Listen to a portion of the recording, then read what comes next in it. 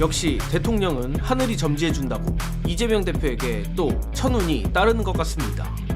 결론부터 말하자면 다가올 조기 대선까지 더 이상 이재명 대표의 재판에 대한 걱정을 안 해도 될 것으로 보입니다. 이재명 대표의 공선법 2심을 가장 밀도 있게 취재하여 가장 논리적인 근거하에 결과를 정확히 예측했던 오마이뉴스 김종훈 기자가 오늘 헌재의 윤석열 탄핵 선고 공지 소식 못지않게 기분 좋은 보도를 냈습니다.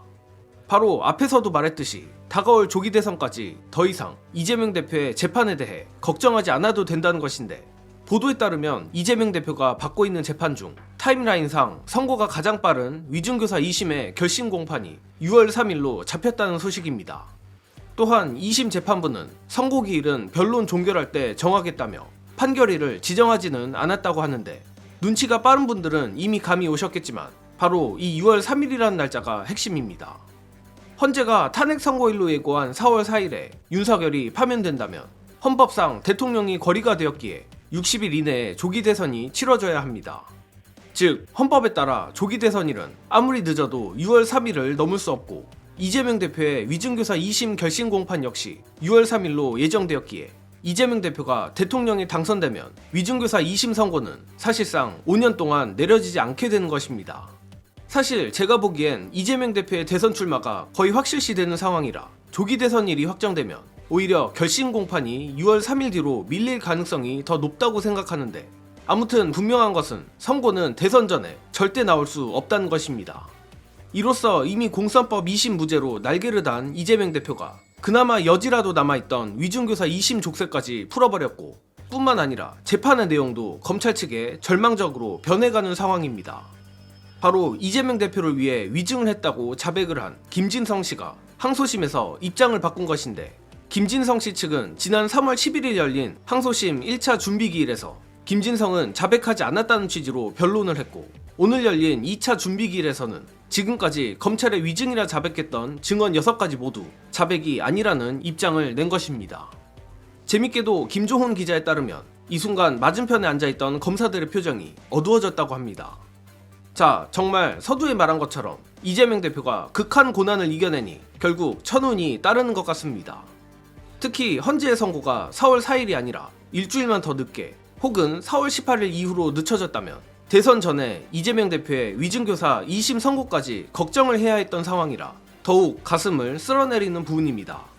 다만 여기서 뜬금없이 SBS 임찬종 기자에게 감사의 인사를 전해야 할 것 같은데, 쉽게 말하자면 헌재의 선고가 지연되는 와중에도 긴장이 풀려있던 민주당이 SBS 임찬종 기자의 5대3 불행해로 기사 덕에 정신 차리고 헌재를 압박하여 선고일 지정을 받아냈다는 것입니다.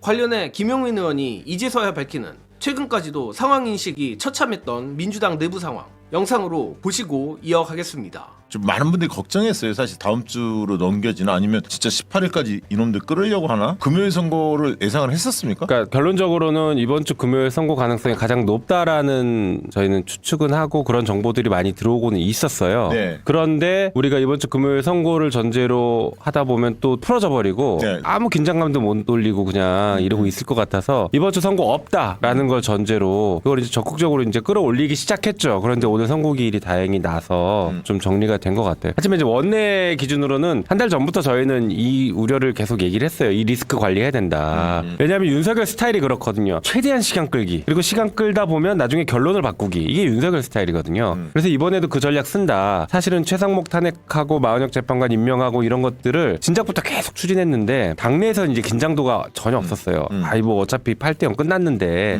이게 끌어오르질 못했고, 저희가 어떤 전략을 내놔도 그동안에 당내에서는 잘 안 먹히는 분위기였어. 되게 답답했는데 그래도 지난주부터 이렇게 의원들이 이제 위기감을 느끼기 시작했고, 이제 뭔가를 하자라는 것들이 그나마 좀 정리가 돼서 이번 주에 하려고 준비했는데 다행히 선고일이 잡힌 거예요. 민주당이 아무리 이재명 대표 체제하에 달라졌다고들 하지만 답답하게도 중진 의원들의 관성을 고치기는 쉽지 않은 것 같습니다. 그나마 임찬종 기자의 뇌피셜에 근거한 불회 기사에 화들짝 놀란 민주당 의원들이 뒤늦게 헌재를 압박해서 다행이지, 만약 아직까지 민주당이 나태한 상태였다면 헌재 탄핵 선고일 지정은 물론이거니와 오늘 전해드린 이재명 대표의 위중교사 2심까지 우리가 또 마음 졸여야 했을 수도 있는 것입니다. 물론 오늘은 기쁜 날이니 정예능도 안 좋은 소리를 하고 싶진 않지만 중진 의원들이 계속 나태한 모습을 보인다면 지난 총선에서 보인 깨어있는 당원들의 분노가 그들을 향하게 될 거라 확신합니다.